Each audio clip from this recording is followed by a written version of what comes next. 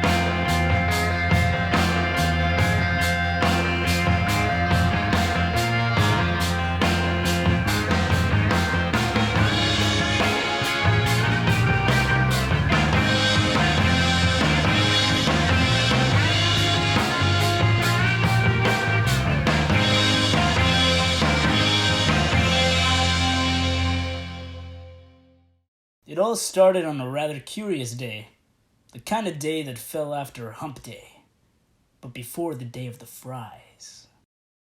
Irvine, the most California city according to mediumblog.com. I don't know, I just didn't see it. I'm a California local, and it doesn't even come close to Fresno. Fresno. Something comforting about having to look over your shoulder at night. Watching where you step, worrying about who you run into. Sometimes you run into good people. I met a homeless guy named Jeff. What a cool guy. This guy kind of reminds me of Jeff. I'm sure this Jeff has a bunch of stories, full of wisdom and experience. So what brings you to Irvine? Come on, dude. Really? I was in the middle of a monologue. I'm going to school here. Oh, UCI. Heard it's nice here. So I've been told, yeah. So where are you from? Was this man trying to interrogate me? But why? What was his game? If I didn't answer, he would know that I'm onto him. Should I give him a fake answer? I had to think fast. Yes. You alright, kid? That doesn't answer my question. Quick thinking, Orson.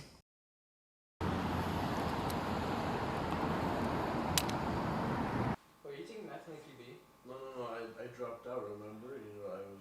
I was in the nursing program, but, you can do that all online, so, now I'm a phlebotomist. I need to go to school anymore. $5K a month. Easy. Okay. Yeah. So, Orson, what's your major, man? I never understood small talk. I never saw the point in it. There's no need to ask questions about someone when you have all the evidence you need right in front of you. Take my new roommate Todd, for example. His extroversion and nonchalant demeanor aids well with a degree in business. And based on the accessories he wears around his neck, wrists, and fingers, I'd say he likes money and the things it can buy. So he'd probably like to emphasize his major in something like finance. Criminology. I want to be a detective. Oh, nice. Let me guess. Business finance? Computer science, actually. Right. Sounds like fun.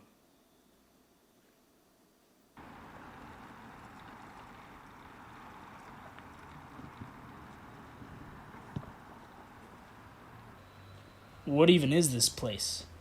How can a place like this even exist? What was the fire? The pizzazz? The life? What were the telephone poles? The terribly mean people? The heroin needles under the park benches? Like, what does this even mean? At least there was still Jeff.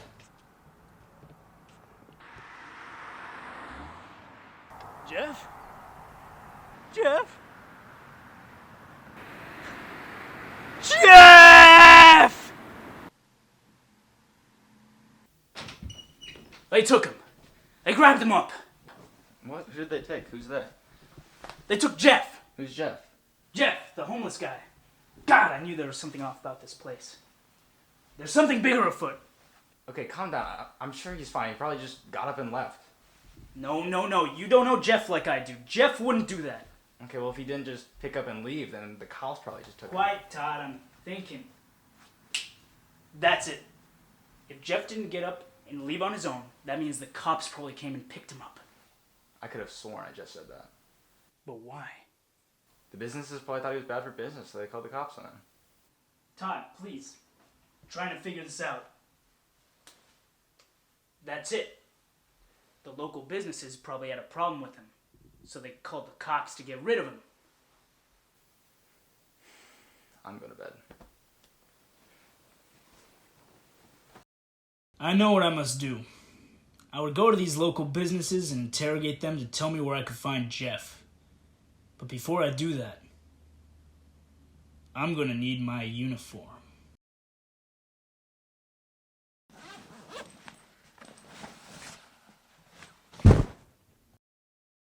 Saturday, September 21st.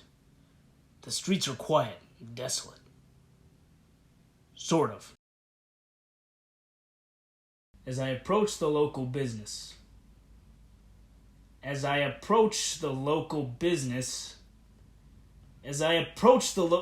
What the hell? Why is everything in this city so commercial? Jalopies! What's this? The Irvine Company. It was starting to come together.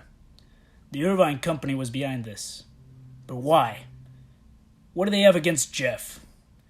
All I knew was that I was hot on the trail, and the Irvine Company was trying to scare me. Unfortunately for them, I saw cats in 3D. I decided to look for answers at the police station. Maybe they had Jeff holed up in a cell. Wait a minute.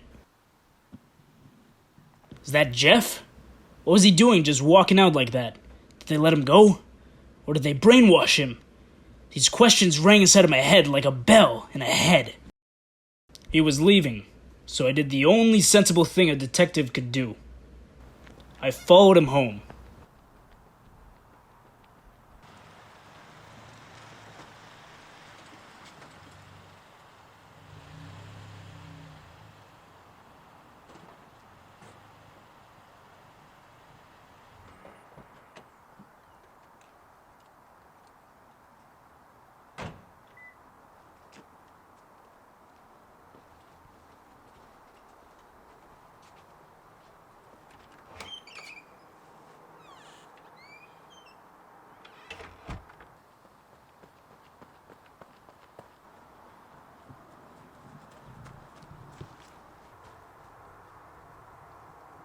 Rats! I said to myself after thinking of saying the word rats.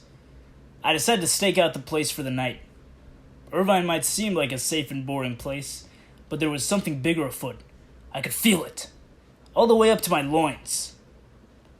I would stay vigilant for the entire night. I was as vigilant as something that was known to be vigilant. I would fall asleep under no circumstance.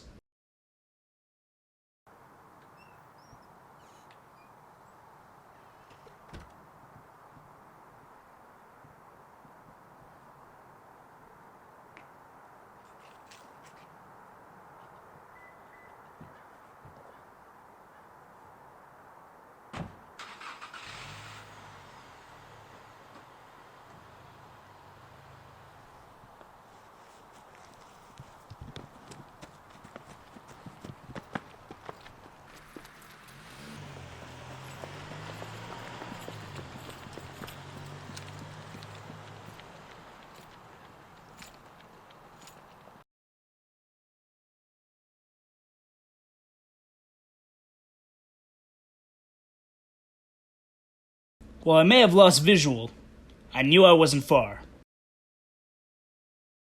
As I meandered my way through the mall complex that felt oddly similar to that of an old Disney Channel television show, I blended in with the crowd. There's a lot of Chinese people here. That right there would give me a good vantage point. I've lost visual. Was this case a bust? Was I not a real detective? Wait a minute. The Irvine Company.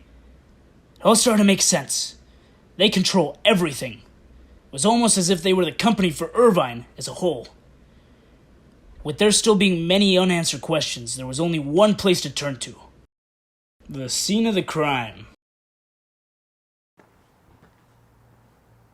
So there's a Chinese Jesus too? Hey. Looking for something? No. He said he wasn't, but his eyes said otherwise. He was coy. Lips that were placed below his nose. The kind of nose that has nostrils. Did you just call me over here to stare at me?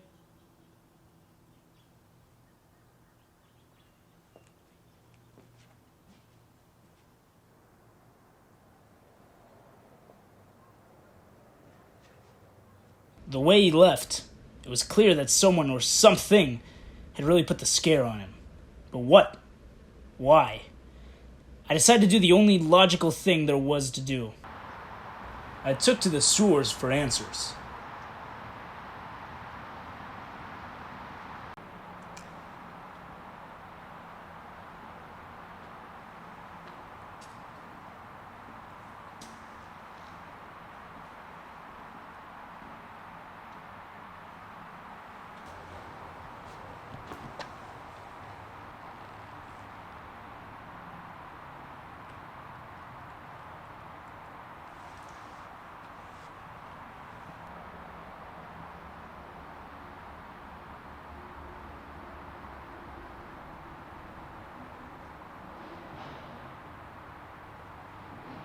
It was all right there in front of me.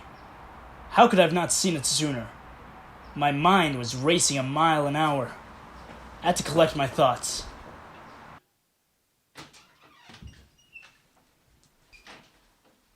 Dude, where the hell have you been? You've been missing for the entire day. I figured it out. Figured what out? Did you find him? No, I figured it all out.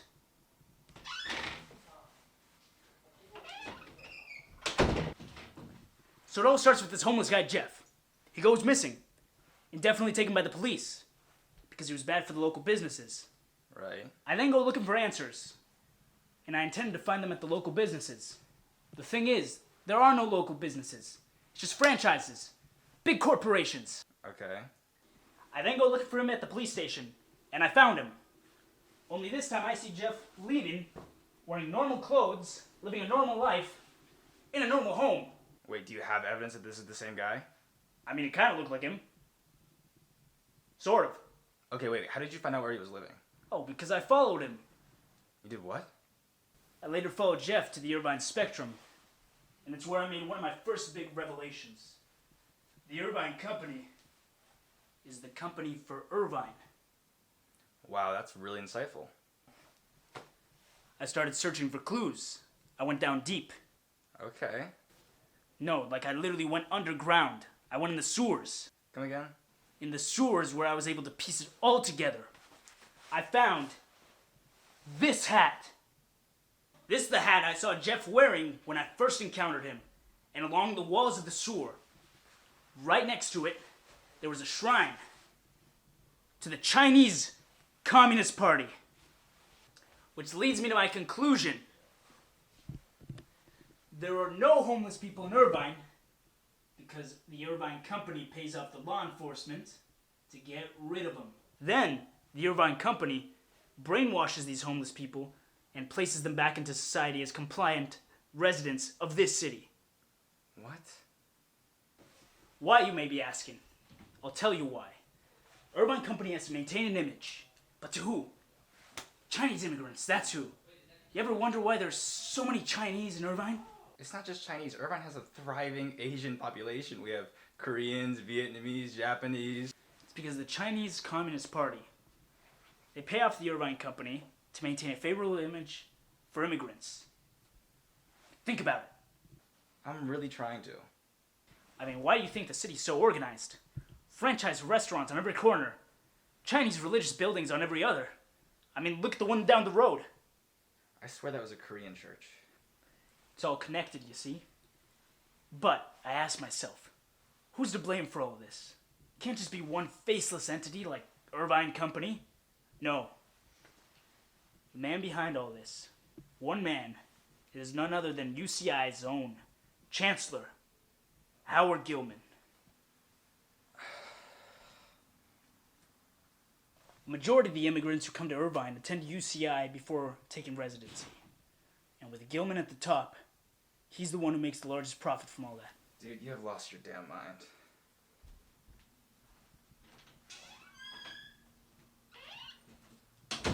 Todd's brain was too feeble to comprehend the severity of this case. This was not just a threat to Irvine, but it was a matter of national security. Some course of action needed to be taken, and I was that course.